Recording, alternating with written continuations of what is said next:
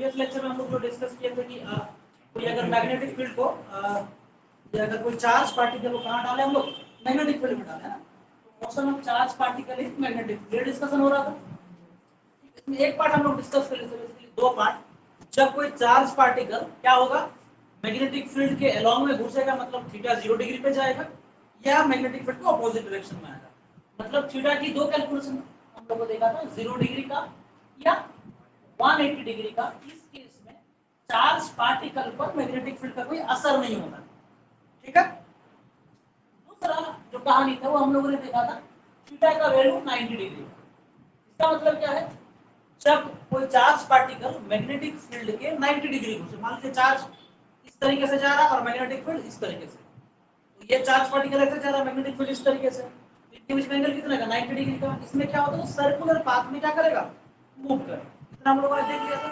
उसमें उसका time period हमने कैलकुलेशन कर लिया था, उसका फ्रीक्वेंसी हमने कैलकुलेशन कर लिया था, है ना, रेडियस भी कैलकुलेशन कर लिया था, एंगुलर फ्रीक्वेंसी भी कैलकुलेशन कर लिया था। ओके। अब ये जरूरी नहीं है कि हर समय वो 180 में घुसेगा या 0 डिग्री में घुसेगा या 90 में घुसेगा। अगर वो बियॉन्ड 90 डिग्री या 180 डिग्री में घुसेगा मैग्नेटिक फील्ड में, तो क्या होगा। ठीक है। तो केस 3 लिखिए। केस 3 हेडिंग लिखिए, when charge particle moves at certain angle,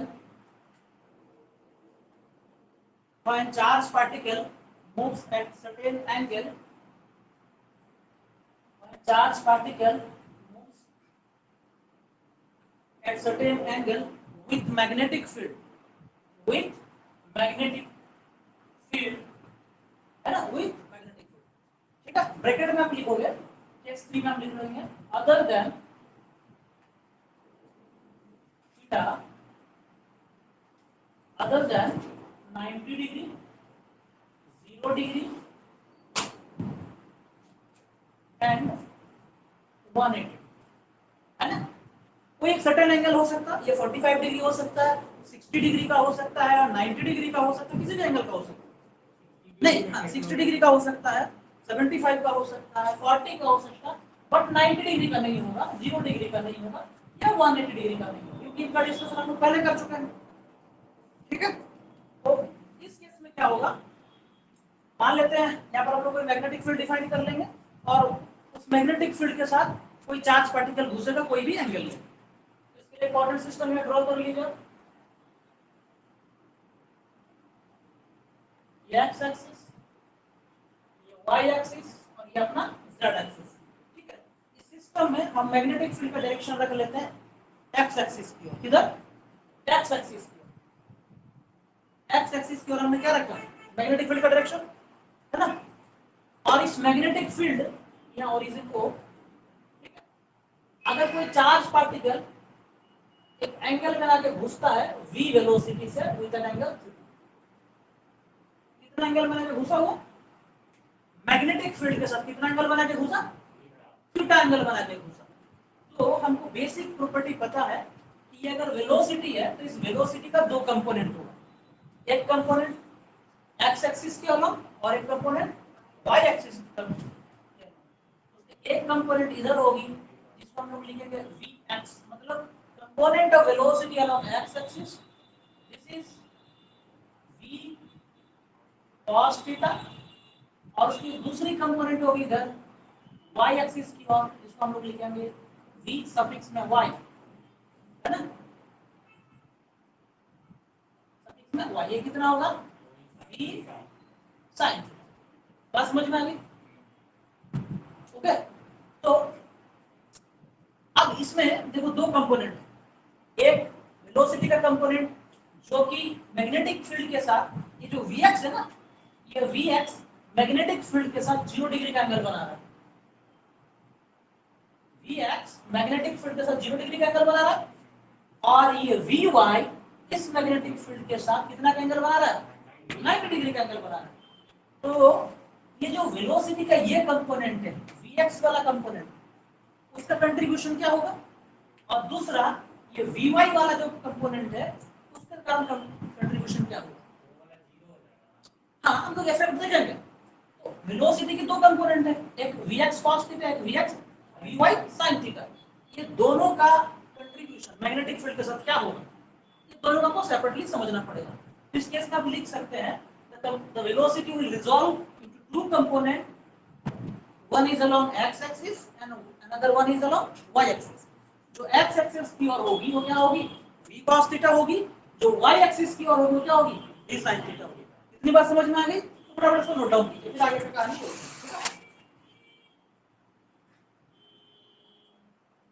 ठीक है,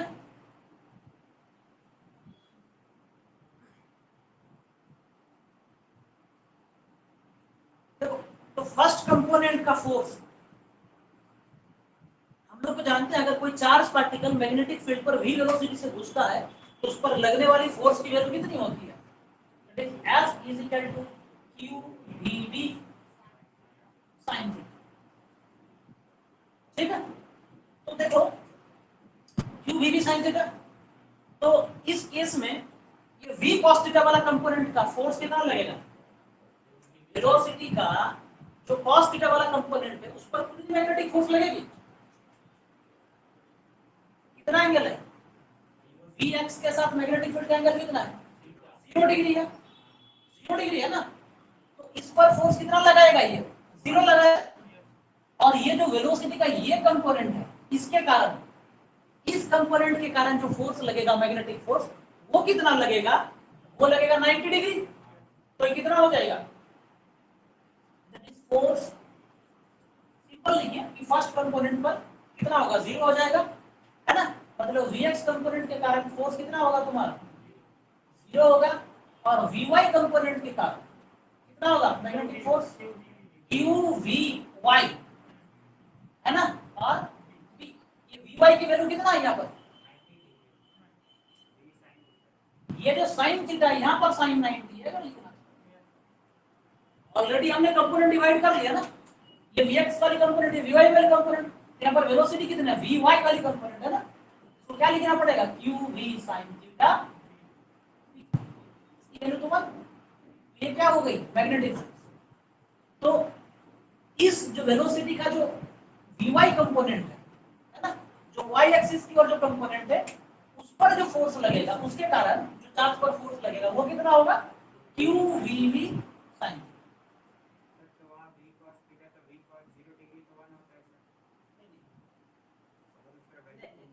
यहाँ पर हम लिखते, यहाँ पर हम ये लिखते हैं, पर देख लीजिए इसको, यहाँ पर लिखते हैं QVx V sin 0। इस Vx के साथ इस B का कितना एंगल है, 0 डिग्री है, वो ये थीटा है, और Vx की कंपोनेंट ये वेलोसिटी अब दो कंपोनेंट में हो गई ना, अब ये V नहीं रहा, ये तो अलग अलग कंपोनेंट में हो गया, ये किधर हो गया, ये किधर हो गया, बात समझ में आ रही। तो दो कंपोनेंट होने के कारण उस चार्ज पार्टिकल पर दोनों कंपोनेंट के लिए फोर्स लगेगा, है ना, वेलोसिटी तो है, जिस तरीके से हम प्रोजेक्टाइल मोशन में करते थे, याद आ रहा, along y एक्सिस और along x एक्सिस, समझ में आ रही बात। तो सिमिलर केस में ये दो तरीके का वेलोसिटी के दो कंपोनेंट और उसको लगने वाले फोर्स अलग अलग, पहले वाले में 0, ठीक है, और यहाँ पर ये वैल्यू कितना हो जाएगा, 0 हो जाएगा, ये वाली कितनी हो जाएगी, uv sin थीटा, बात समझ में आ गई। और इसके कारण क्या होगी, ये जो चार्ज पार्टिकल है ना, इस चार्ज पार्टिकल पर क्या होगा, एक फोर्स लगेगा, कौन सी फोर्स, ये वाली फोर्स, जो इसको किधर घुमाएगा, ऊपर की ओर ले जाना चाहेगा, और दूसरी एक फोर्स क्या करेगा, इधर वाली फोर्स तो लग नहीं रही है, तो क्या करेगा, ये एक सर्कुलर पाथ उसमें क्या करेगा, बनाएगा, क्या करेगा, सर्कुलर पाथ वो बनाएगा। और ये पाथ किस तरीके से बनेगा, ये जो इसका जो मैक्सिमम कंपोनेंट होगा ना, कंपोनेंट Vy का जो मैक्सिमम वैल्यू होगा, इस तरीके से ये इस तरीके से क्या बनाएगा, ये बात समझ में आ रही है, इस तरीके से चार्ज करते हुए आगे की ओर बढ़ेगा, ठीक है। इधर अपना क्या, इधर मैग्नेटिक फील्ड है,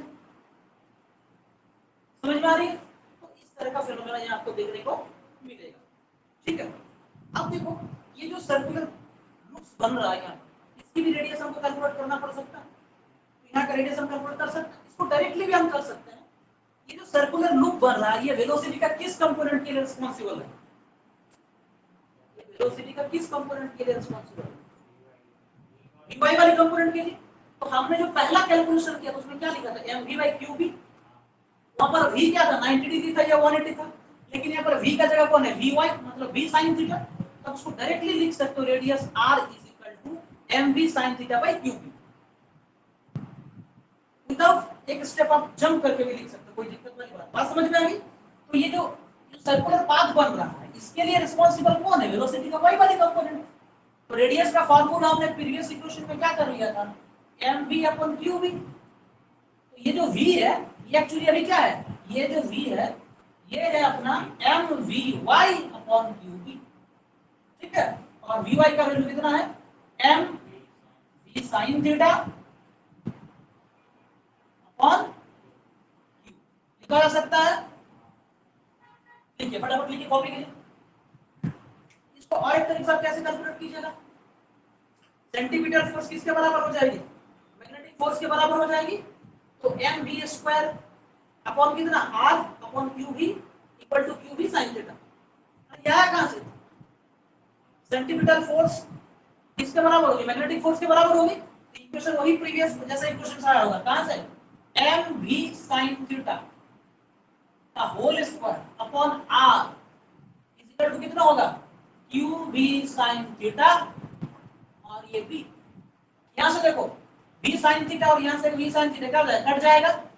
और यहां से डायरेक्टली आप लिख सकते हो यही वाला आएगा सॉल्व होके, आर इज इक्वल टू कितना आएगा, m v sine theta upon. तो इस तरीके से आप कैलकुलेट कर सकते हो रेडियस। सिमिलर वे में आप क्या कैलकुलेट कर सकते हो, टाइम पीरियड कैलकुलेट कर सकते हो। क्या कर सकते हो कैलकुलेट, टाइम पीरियड कैलकुलेट कर सकते हो। तो देखते हैं, पहले इसको कॉपी करो फटाफट। डाउट है किसी को,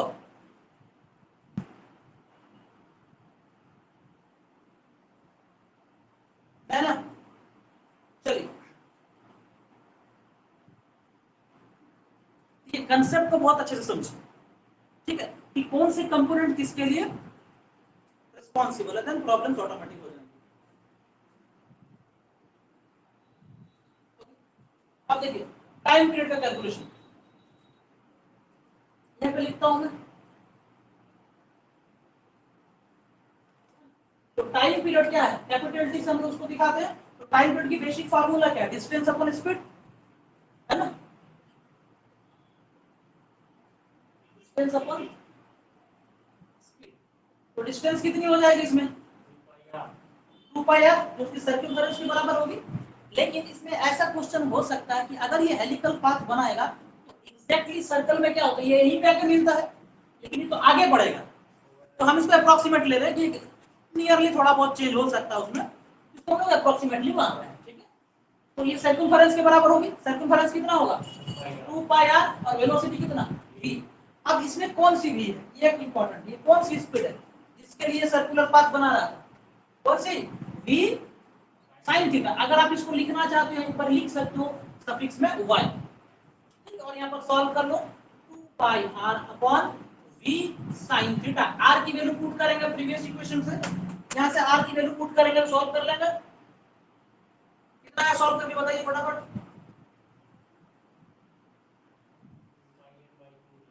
2 पाई m बाई क्यूब।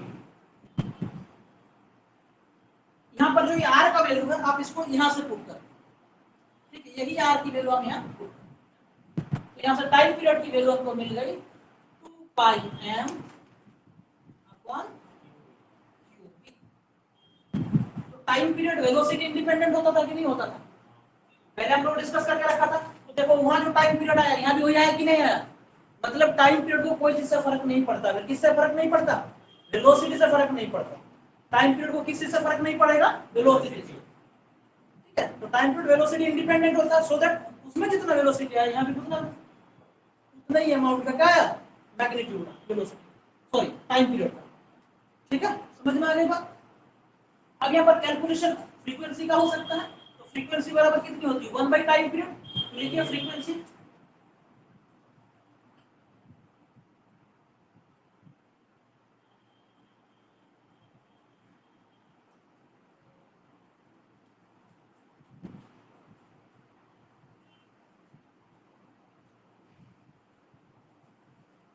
कितना है, V by 2 pi r, ठीक है।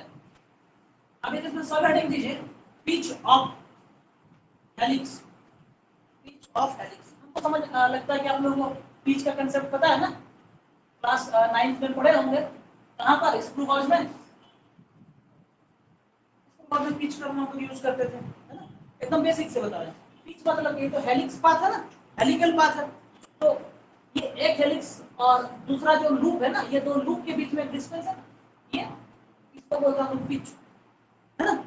ये पिच की विड्थ कितनी होगी हम लोग कैलकुलेट कर सकते हैं, है ना। कितना होगा? जैसे पिच का टर्म हम लोग नट बोल्ट में भी यूज करते हैं। नट में जो जहां पर आप बोल्ट के ऊपर जो नट लगाते हो ना, उसमें पिच होता है कि नहीं। सिमिलर वे में एक पिच की हम लोग पिच लेंथ हम लोग कैलकुलेट कर सकते हैं। तो हेडिंग लिखिए पिच ऑफ हेलिक्स, हेडिंग लिखिए pitch of helix, pitch of helix.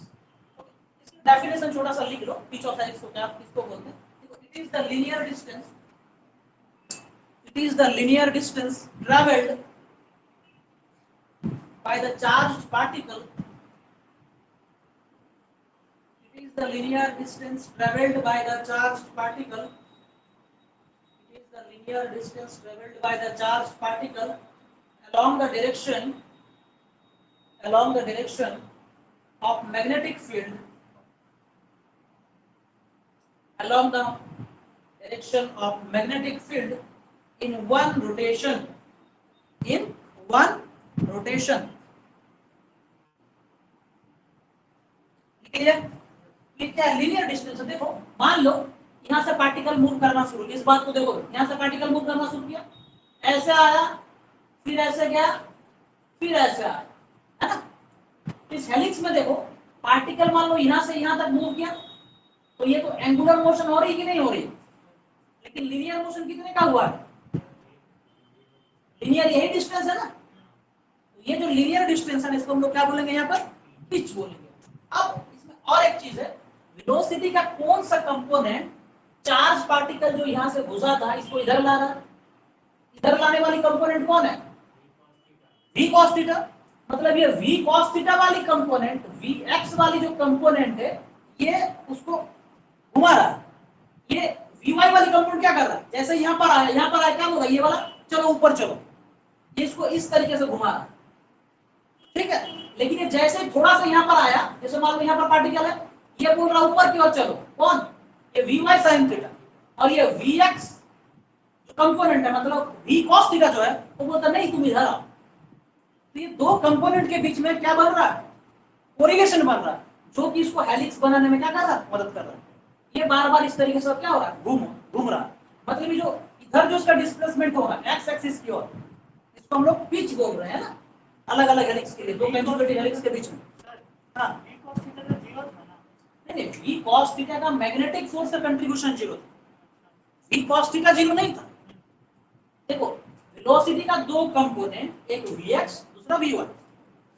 ये वेलोसिटी का vx वाला जो कंपोनेंट है, ये मैग्नेटिक फील्ड के साथ कितने का एंगल बना रहा है? 0 डिग्री का एंगल बना रहा है। तो मैग्नेटिक फोर्स Fm बराबर होता है qvb sin थीटा। ये जो थीटा है ना, ये वाली थीटा है कि वेलोसिटी के साथ मैग्नेटिक फील्ड का कितना एंगल है, ऐसा लिखते थे ना, q time v cross v। आई बात समझ में? तो ये जो थीटा था ये वेलोसिटी और मैग्नेटिक फील्ड के साथ था। अब ये वेलोसिटी की अपनी दो कंपोनेंट हो गई, एक अलोंग x एक्सिस और along y axis. x axis के साथ जो कंपोनेंट है उसके कारण जो मैग्नेटिक फोर्स वो क्या है? जीरो है। लेकिन इसके कारण जो मैग्नेटिक फोर्स का कंट्रीब्यूशन वो जीरो नहीं है। तो मैग्नेटिक फोर्स जो लग रहा है वो मेनली किसके कारण लग रहा है? vy sin थीटा के कारण। इसका मैग्नेटिक फोर्स का कंट्रीब्यूशन जीरो। ये दोनों का कंट्रीब्यूशन, ठीक है। कुल मिला ये हेलिक्स जो पाथ बना रहा है ये वेलोसिटी का दोनों कंपोनेंट मिलकर बना, दोनों का इफेक्ट है, कंबाइंड इफेक्ट है, ठीक है। तो इसलिए हम क्या बोलेंगे? पिच ऑफ हेलिक्स या पिच लेंथ भी कहीं कहीं बोलते हैं ना। तो हम लोग पिच ऑफ हेलिक्स कैलकुलेट करते हैं, उसको हम लोग एल से डिनोट करते हैं। एल से आप रिप्रेजेंट कर सकते हो, लिख सकते हो, और सिंपल लिख सकते हो पिच ऑफ हेलिक्स का वैल्यू कितना होगा। तो एल इक्वल टू कितना होगा? देखो आइए, क्या ये कौन सा डिस्टेंस है? लीनियर डिस्टेंस है ना, तो हॉरिजॉन्टल डिस्टेंस है, इस तरीके का जा रहा था। तो डिस्टेंस बराबर कितना होगा, वेलोसिटी गुने टाइम, है ना। तो एक बार जो कंप्लीटली दूसरे जगह पर बनेगा तो टाइम पीरियड का समय है, एक कंप्लीट करेगा कितना टाइम पीरियड मिलेगा ना, तो टाइम पीरियड से मल्टीप्लाई करना पड़ेगा किसको, हॉरिजॉन्टल वेलोसिटी को। तो डिस्टेंस बराबर क्या होगा, हॉरिजॉन्टल वेलोसिटी, हॉरिजॉन्टल वेलोसिटी गुणा कितना टाइम। और बेसिकली जो टाइम है ये क्या है तुम्हारा, ये बेसिकली टाइम पीरियड है, एक बार जो पूरा कंप्लीट कर रहा पीरियड है ना, this is basically time period, ठीक है। तो हॉरिजॉन्टल वेलोसिटी कौन सी थी, vx वाली कंपोनेंट, और ये टाइम पीरियड t, तो vx वाली कंपोनेंट कितना, v cos थीटा, और टाइम पीरियड बेटा कैलकुलेट कर चुके हो, लिखो फटाफट, सॉल्व करो, 2 पाई m अपॉन q भी है ना, that is 2 pi m upon q, ठीक से लिख दो, 2 पाई m v cos theta upon q,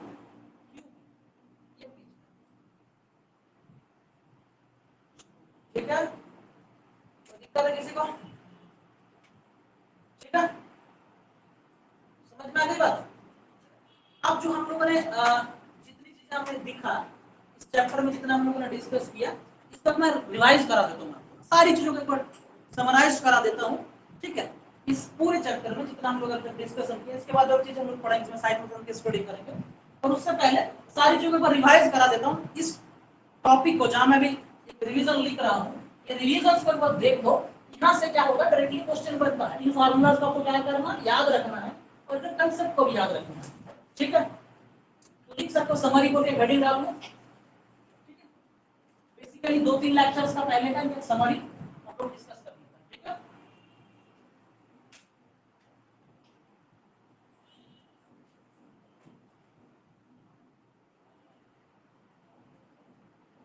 okay, summary में सबसे पहला लिखिए, तो फार्मूला वाइज हम डिस्कस कर देते हैं कि अगर कोई चार्ज पार्टिकल, अगर कोई इलेक्ट्रिक फील्ड में है ना, फोर्स, लिखो मत, force on A charge particle in electric field, जब कोई चार्ज पार्टिकल को डिस्कस कर देते हैं, क्या करते हैं, पहला चीज, पहला हम लोगों ने डिस्कस किया था, जब कोई चार्ज पार्टिकल को हम कहां रख देंगे, अगर ये मान लो प्लस क्यू चार्ज है, इसको अगर हम कोई इलेक्ट्रिक फील्ड ई पे डाल देंगे, इस पर लगने वाली फोर्स, इसको ई से रिप्रेजेंट करना, इलेक्ट्रोस्टैटिक फोर्स, ये किसके बराबर होगी, क्यू ई के बराबर, और इस फोर्स की डायरेक्शन किधर होगी, जिधर को इलेक्ट्रिक फील्ड होगी, इलेक्ट्रिक फील्ड की डायरेक्शन किधर होगी, जिधर पोटेंशियल घट रहा होगा, है ना। इलेक्ट्रिक फील्ड की डायरेक्शन किधर होगी, जिधर को पोटेंशियल घट रहा है, या हायर पोटेंशियल से लोअर पोटेंशियल को, करंट की डायरेक्शन भी उधर ही होगी जिधर पोटेंशियल घट रहा है। बात समझ में आ गई, ऐसे तीनों चीज क्लियर हो गए। देखो, इस इलेक्ट्रिक फोर्स की डायरेक्शन किधर होगी, जिधर इलेक्ट्रिक फील्ड होगी। अब इस इलेक्ट्रिक फील्ड की डायरेक्शन किधर होगी, इस इलेक्ट्रिक फील्ड की डायरेक्शन उधर होगी जिधर पोटेंशियल घट रहा है, मतलब इसकी डायरेक्शन होगी higher potential to lower potential, और करंट की डायरेक्शन भी अगर तुम उस जगह पे देखना चाहोगे तो करंट भी किधर मूव करना चाहिए, इस हायर पोटेंशियल टू लोअर। बात समझ में आ गई, ये पहली कंसेप्ट थी, इसमें कोई डाउट है इसमें नहीं, ठीक है। अब हम लोग दूसरा डिस्कशन करें, ठीक है। अगर कोई चार्ज पार्टिकल q वेलोसिटी से कोई चार्ज पार्टिकल, इसकी चार्ज कितने की हो, प्लस q अमाउंट की हो, ये v वेलोसिटी से मूव कर रहा हो, इसमें कोई मैग्नेटिक फील्ड भी, इसमें कोई एक यूनिफॉर्म मैग्नेटिक फील्ड पे charge plus q v velocity से अगर घुसा है या मूव कर रहा है, तो इस चार्ज पार्टिकल पर एक फोर्स लगेगा जिसको हम लोग बोलते हैं मैग्नेटिक फोर्स, और इस मैग्नेटिक फोर्स की वैल्यू कितनी होगी, ये होगी q times v cross v। इसको इस तरीके से भी लिखा जा सकता है q v v।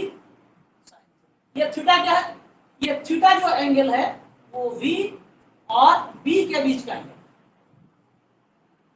यहां तक कोई दिक्कत है किसी को, ऑब्वियसली नहीं होना चाहिए, ठीक है,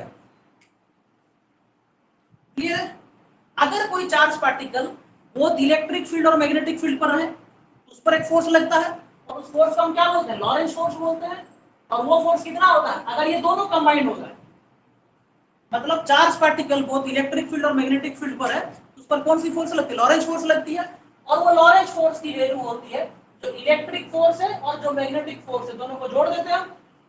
इलेक्ट्रिक फोर्स की वैल्यू कितनी है, QE है, और मैग्नेटिक फोर्स की वैल्यू कितनी है, q v b sine theta, या सिंपली इसको ऐसे लिख दिया क्यू टाइम्स वी क्रॉस, इसको कॉमन लेके इस तरीके से लिखा जाता है, क्यू को बाहर कर सकते हैं और यह vector e plus v cross,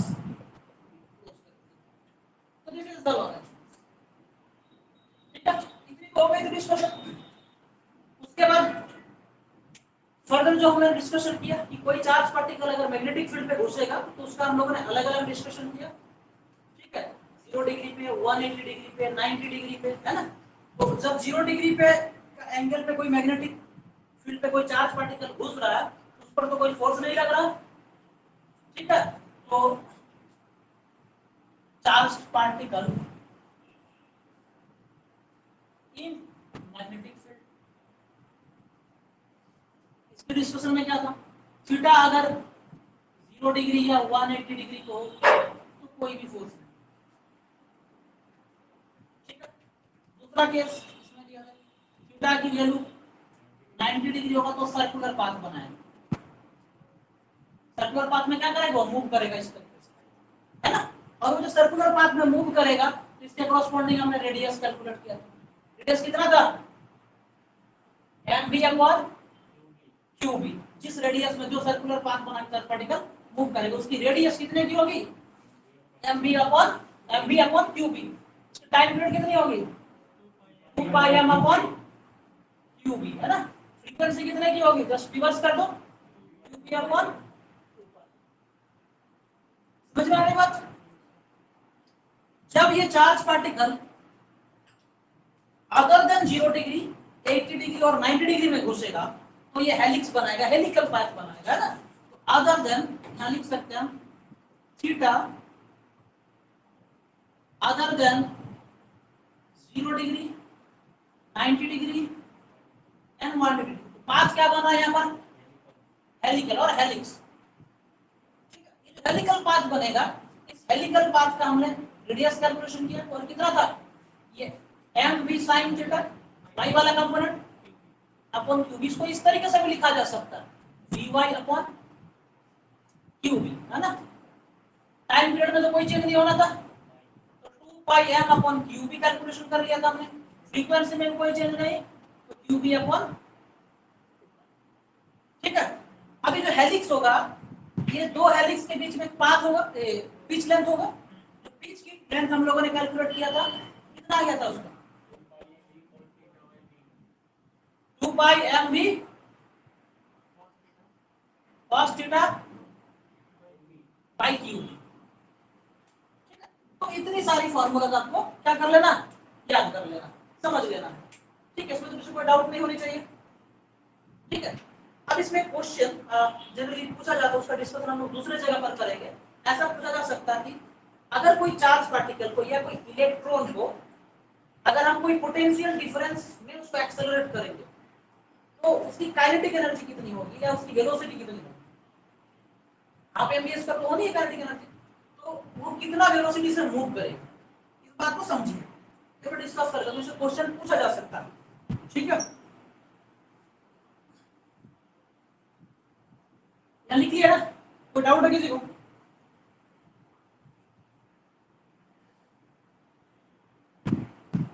क्या मिश्रा जी साइलेंट मोड में है पूरा, मनमोहन मोड में क्यों जाता है।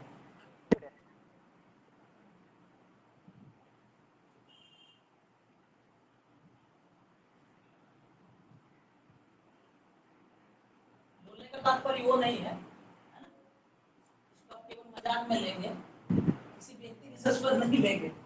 ठीक है, तो हाँ, अगर कोई इलेक्ट्रॉन है, मान लो क्या है, कोई इलेक्ट्रॉन है और उस इलेक्ट्रॉन को अगर हम कोई पोटेंशियल डिफरेंस में, मान लो पोटेंशियल डिफरेंस का मतलब क्या है, मान लो ये हायर पोटेंशियल हम कुछ भी रखें, मान लो इसको अगर हम V1 पोटेंशियल पर रखें, ये कोई अपना कंडक्टर है इधर, और इधर कोई पोटेंशियल क्या है, V2 है, और हम ये मान ले रहे हैं V2 V1 से ज्यादा है, या दोनों में डिफरेंस है, तो पोटेंशियल डिफरेंस डेल्टा भी होगा V1 माइनस V2, होगा कि नहीं होगा। तो ये जो स्पेस है, इस स्पेस में पोटेंशियल डिफरेंस है। इस स्पेस में अगर हम कोई चार्ज पार्टिकल को रख दें, क्या करते हैं, कोई चार्ज पार्टिकल किसको रख दें, इलेक्ट्रॉन को रख दें, इसको रख दें, इलेक्ट्रॉन को रख देंगे, तो इलेक्ट्रॉन क्या करेगा, ये एक्सेलरेट करेगा। जब ये इलेक्ट्रॉन एक्सेलरेट करेगा, ये जब मूव करेगा तो कुछ काइनेटिक एनर्जी होगी, है ना, ये काइनेटिक एनर्जी गेन करेगा। इसकी जो काइनेटिक एनर्जी में गेन होगी वो किसके बराबर होगी, हाफ mv स्क्वायर होगी। ये किसके बराबर होगी, चार्ज और पोटेंशियल जितना है, ये पोटेंशियल डिफरेंस है एक्चुअली, इसमें डेल्टा भी लिख रहे हैं ना, इसको हम भी लिख लेते हैं तो लिखने में सुविधा होगा, ऐसा जरूरी नहीं है, हम लिख रहे हैं। ये है पोटेंशियल डिफरेंस। तो चार्ज को पोटेंशियल डिफरेंस के बराबर मल्टीप्लाई कर देंगे तो क्या मिलेगा, फोर्स के बराबर हो गई, फोर्स के बराबर हो गई है, किसके बराबर हुई है, चार्ज और पोटेंशियल को मल्टीप्लाई करने से किसके बराबर होगी, ये एनर्जी है, तो इधर भी एनर्जी होगी, सीधे हिसाब किताब। समझ में आ रही बात। तो यहां से आप क्या कर सकते हो, वेलोसिटी कैलकुलेशन कर सकते हो। तो वेलोसिटी की वैल्यू कितनी होगी, 2ev by m, है ना, 2ev by, समझ में आ गई बात। हाँ,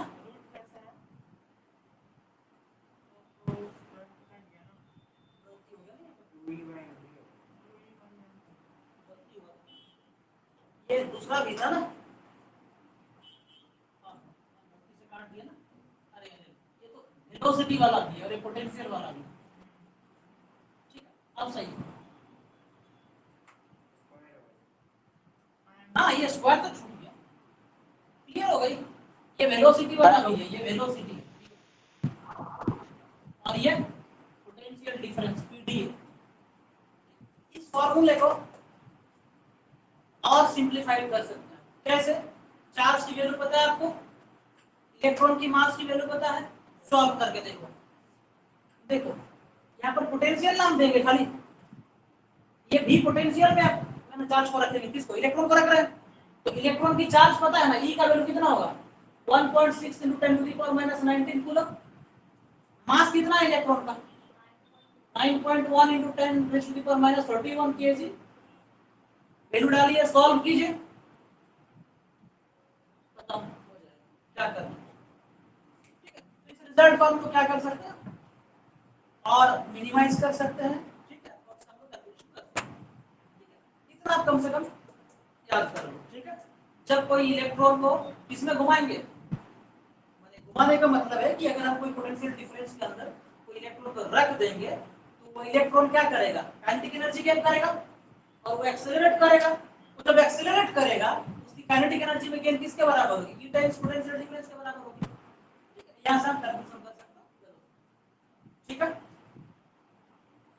यूनिट सब पता है ना, कि भूल गए हो, बताएगा ना। इलेक्ट्रिक फील्ड का यूनिट क्या लिखते हैं, न्यूटन पर,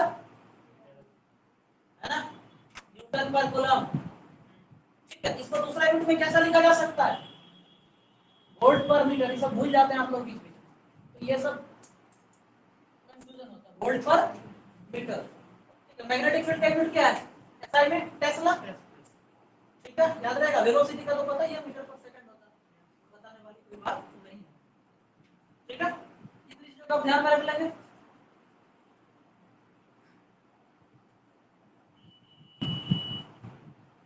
कोई डाउट है,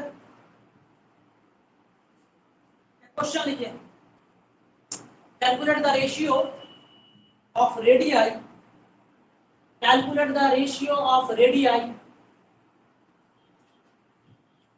calculate the ratio of radii of the paths, radii of paths, path मतलब रास्ता, है ना, path, when an electron, when an electron, when an electron and a proton enters at right angle, enters at right angle, enters at right angle to the, to a uniform magnetic field, to a uniform magnetic field with, with number 1 same velocity,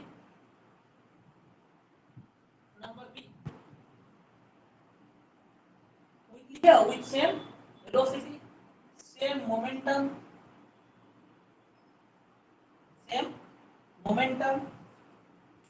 and see number same kinetic energy,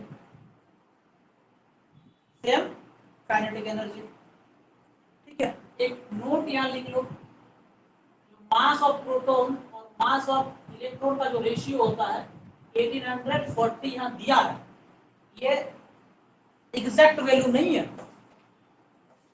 ये exact इतना आता है 1836, 1836, but average value दे के रखा, आप इसको use करोगे, ये गिवन है डेटा।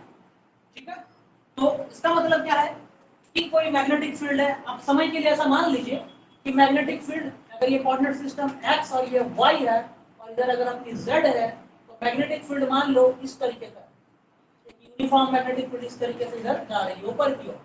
ठीक है, इसका परपेंडिकुलर इधर से एक प्रोटॉन आ रहा है और एक इलेक्ट्रॉन आ रहा है, तो जैसे ही लोग परपेंडिकुलर घुसेगा तो सर्कुलर पाथ करेगा कि नहीं घूमेगा, तो अलग अलग पाथ से घूमेगा। ठीक है, तो तुमको क्या करना है, दोनों का रेडियस का रेशियो बनाना है, मतलब इलेक्ट्रॉन का या प्रोटॉन का, जिसका भी निकाल लो, का रेशियो कितना होगा।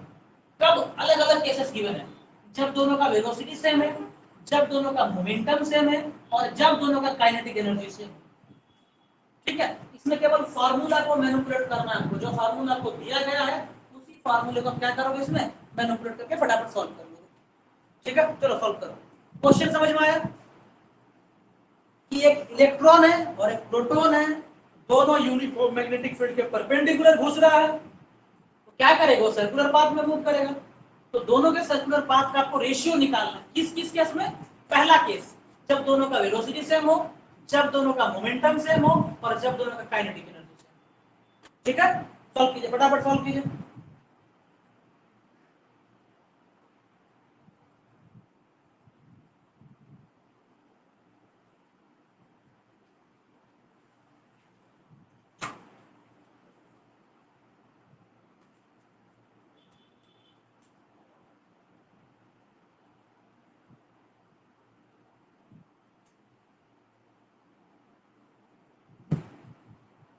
पहला वाला के आंसर तो एक लाइन में हो जाना चाहिए, फटाफट से करो। Mass of proton upon mass of electron बचेगा ना रेशियो में, तो कितना है वो तो गिवन है, करना क्या, क्वेश्चन लिख लिया ना सबने।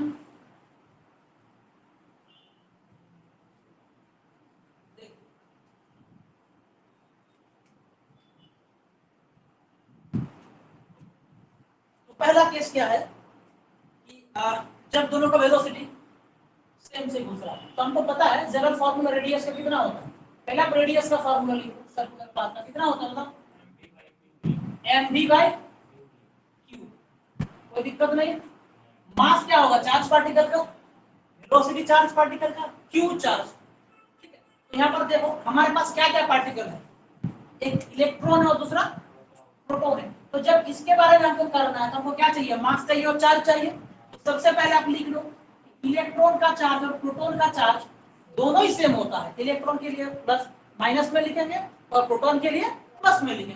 ये कितना होता है 1.6 into 10 to the power minus 19 coulomb, ये मैग्नीट्यूड है दोनों के लिए। मास की बात अगर करें, मास ऑफ प्रोटॉन कितना होता है या मास ऑफ इलेक्ट्रॉन कितना होता है, वो तो होता ही है ना, ऐसा सिंपली हम लिख सकते हो जो आप बोल रहे हो 31 के लिए। लेकिन हमारे पास एक इंफॉर्मेशन गिवन है mp/m is equal to 1840, इसका मतलब mp is equal to 1840 times ab। तो हम इसको पुट करेंगे कि नहीं, जहां mp है वहां पुट करेंगे, कितना पुट करेंगे 1840 m, और ab की जगह m पुट करेंगे तो m कट जाएगा। समझ में आ रही बात। तो पहले का आपको किसका रेशियो निकालना है, फर्स्ट वाला का, जब बोला कि दोनों का वेलोसिटी बराबर की है, मतलब velocity of electron is equal to velocity of proton बोला है, दोनों का वेलोसिटी अगर हम सेम मान लेते हैं v कंसीडर कर लेते हैं, है ना, दोनों का वेलोसिटी हमने बराबर मान लिया, ये तो क्वेश्चन में ही गिवन है पहला केस। तो रेशियो अगर हम लिखेंगे प्रोटॉन से इलेक्ट्रॉन का रेशियो तो कितना होगा q m v ना, मास ऑफ इलेक्ट्रॉन, अच्छा प्रोटॉन का है ना, तो क्या होगा mp mass of proton velocity तो दोनों का बराबर है, अपॉन चार्ज दोनों का बराबर है, मैग्नेटिक फील्ड दोनों के लिए सेम। दूसरे वाला में मास ऑफ इलेक्ट्रॉन, वेलोसिटी दोनों के लिए सेम है, चार्ज दोनों का सेम है, तो भी। समझ में आ गई बात? तो बचा क्या, mp बाई इसका वैल्यू कितना होता है, क्वेश्चन में given already, mp ratio me is equal to 1840:1। ये एक आंसर हो गई आपकी। कोई दिक्कत है किसी को, पूछा क्या? नहीं है तो नहीं है तो आगे बढ़ेंगे।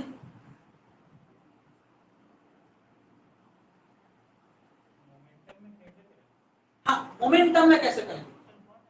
हाँ, तो मोमेंटम मास इनटू वेलोसिटी है, दोनों का मोमेंटम से मतलब mv का प्रोडक्ट बराबर है, मतलब MEVE is equal to MPVP। दोनों का मोमेंटम बराबर क्या होता है, ये नंबर बी नंबर में क्या सेम मोमेंटम ना, तो मोमेंटम बराबर क्या होता है, mv होता है। तो मोमेंटम अगर हम किसके लिए लिखेंगे, इलेक्ट्रॉन के लिए लिखेंगे, तो मास ऑफ इलेक्ट्रॉन है ना, और वेलोसिटी ऑफ इलेक्ट्रॉन ना, यहाँ से लिख देता हूँ। अच्छा ये लिखो, mass of electron, velocity of electron, ये किसके बराबर, मास ऑफ प्रोटॉन और वेलोसिटी ऑफ मोमेंटम दोनों का बराबर बोला है। ठीक है, तो इसको लिख दो एम भी, दोनों का सेम ही है तो सेम मान लेंगे। रेशियो फिर से अगेन निकालोगे, आरपी अपॉन आर ई, अगर हम निकालना चाहते हैं तो कितना लिखेंगे भाई, है ना, तो ये हो गया m e m p v p upon Q b, और डिवाइड होगा कितना, एम ई वी, चार्ज तो दोनों का सेम, मास तो सब कितना हो गया, कट कट कर 1 हो गया, तो दोनों का रेशियो कितना हो गया, कोई दिक्कत किसी को?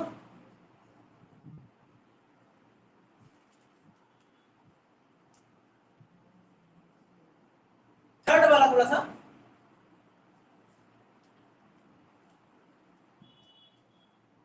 ध्यान देना, क्या कोई दिक्कत है मिश्रा, टच में?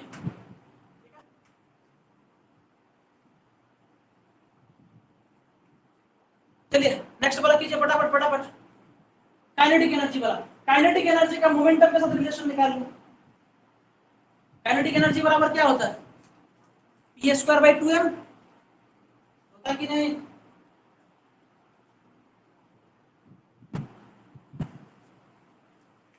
थर्ड नंबर, काइनेटिक एनर्जी बराबर कितना होता है, p²/2m, है ना? समझ में आ रही कि नहीं बात? ठीक है, तो हमारा जो मिलेगा आपको क्वेश्चन में वो क्या मिलेगा, मोमेंटम के टर्म में मिलेगा। देखो इधर देखो, रेडियस का फॉर्मूला क्या है, रेडियस का फॉर्मूला क्या है, mv अपॉन क्यूबी, तो ये एक्चुअली मोमेंटम ही है ना, अपॉन क्यूबी, मेरा कर बात यही तो है ना? तो यहाँ से हम p की वैल्यू क्या लिख सकते हैं, अंडर m के, क्या ये क्या है, क्या है तुम्हारा, काइनेटिक एनर्जी, क्या है तुम्हारा, काइनेटिक एनर्जी। तो अगर तुम मोमेंटम ऑफ इलेक्ट्रॉन लिखोगे तो अंडर रूट 2m e के, है ना? क्वेश्चन में क्या बोला, दोनों का काइनेटिक एनर्जी बराबर है कि नहीं, है ना? तो के ई लिख लो, सिंस यहाँ पर गिवन है कि के ई इज इक्वल टू के पी इज इक्वल टू क्या मान लें, ये क्या गिवन है ना क्वेश्चन में, थर्ड का ऑप्शन में पहले गिवन है, तो ये 3 नंबर का सी नंबर वाला सॉल्व कर रहा है, ठीक है? तो यहाँ क्या लिख दिया, अगर मोमेंटम ऑफ प्रोटॉन लिखेंगे तब कोई पी लिख रहे हैं, ठीक है, तो कितना होगा, under root 2m e mp के, समझ में आ रहा है? अब रेशियो निकाल लेंगे हम लोग, rp बाई r, तो कितना लिखेंगे, momentum of proton upon q b upon कितना लिखेंगे, momentum of electron by q b, दोनों का चार्ज बराबर है, मास बराबर है, तो क्यूबी कट जाएगा, बचेगा कितना, momentum of proton upon momentum of electron. तो मोमेंटम ऑफ प्रोटॉन और मोमेंटम ऑफ इलेक्ट्रॉन का अगर देखिएगा, ये मोमेंटम ऑफ प्रोटॉन और ये मोमेंटम ऑफ क्या है, इलेक्ट्रॉन है, तो मोमेंटम ऑफ प्रोटॉन की जगह अंडर रूट सीधे लिखेंगे हम 2mp के अपॉन 2m के, ये कट गया, ये कट गया, बचा कितना under root m p upon m e. तो ये दोनों का रेशियो कितना गिवन है 1840। R p upon r e का वैल्यू कितना हो गया अंडर रूट 1840। क्लियर है बात?